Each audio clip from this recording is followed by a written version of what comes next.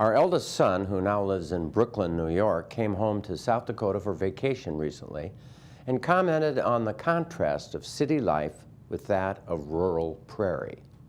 In South Dakota, he loves how he can see the stars and the Milky Way in the sky, the morning tangerine sun rising in the east, and the space and lack of congestion in shelter-belted houses surrounded by fields of abundant crops, separating the miles between small towns.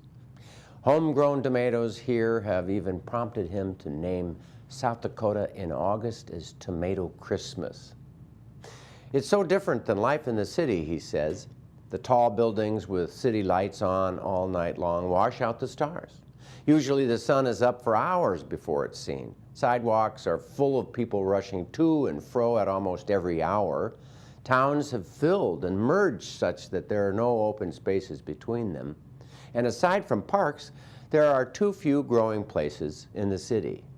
He says the beauty and wonder of rural life becomes more apparent only when you've been away from it for a while. But rural, more remote living can result in significant health risks because when there is an emergency, extensive travel can be required, even to the closest hospital. Then, that small town hospital may be without the tools and experience to help you. Even with helicopters flying to the rescue, rural living may still mean delay in care when minutes can matter. And when a medical problem is not so urgent, rural people often have to travel long distances to obtain outpatient medical, subspecialty, dental, and pharmaceutical care. The result, as outlined by the National Institutes of Health, is that too often rural residents delay care.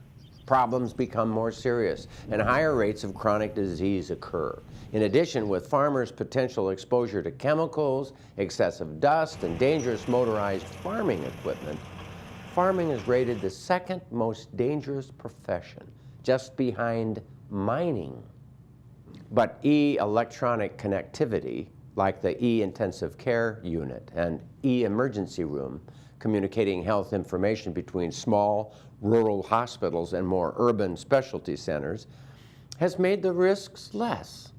Add to it your Prairie Doc television program endeavors to reduce rural risk by bringing science-based health information to the people of this rural region. Although living in a rural area carries some health disadvantages, the risks have been reduced. This makes living here even more worth it, especially during Tomato Christmas.